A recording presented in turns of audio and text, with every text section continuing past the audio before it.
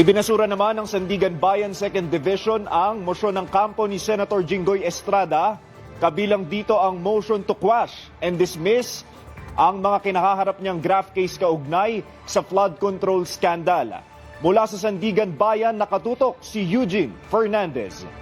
Eugene, ano ba ang naging basehan ng korte kaugnay ng kanilang naging desisyon?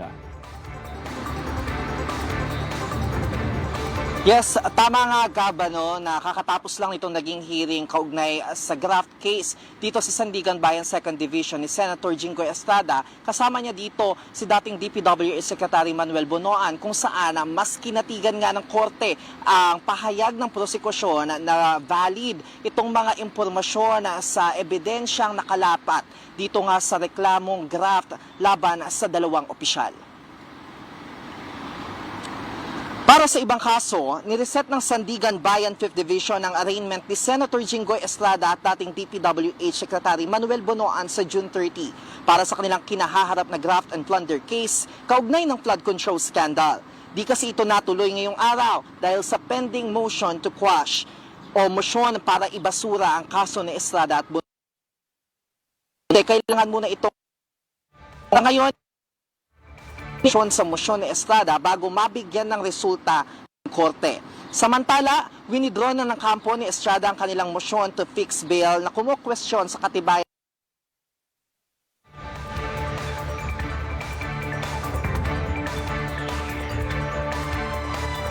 ni Bonoan. Paliwanag ng legal counsel nito dahil sa kanyang health concern.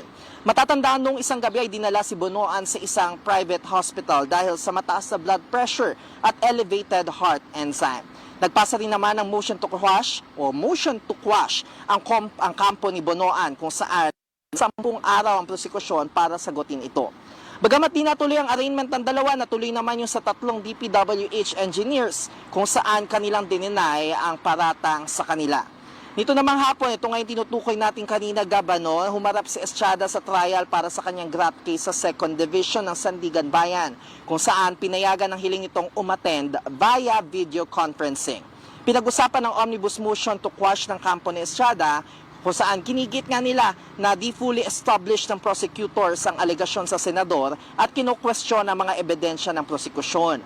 Pinabulaan naman ito ng prosekusyon at giniit na valid ang impormasyon ng bahagi ng kanilang ebidensya. Habang isinasagawa ang trial kanina, humiling si Estrada na ma-excuse dahil nga sa kanyang iniindang osteoarthritis. Kasama rin si Bonoan sa naturang kaso, ngunit di pa rin ito nakadalo dahil sa kaparehong rason.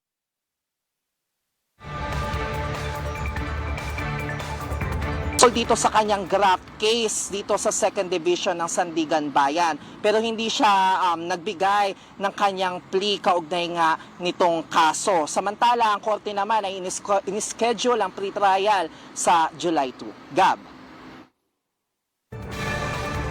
Maraming salamat, Eugene Fernandez.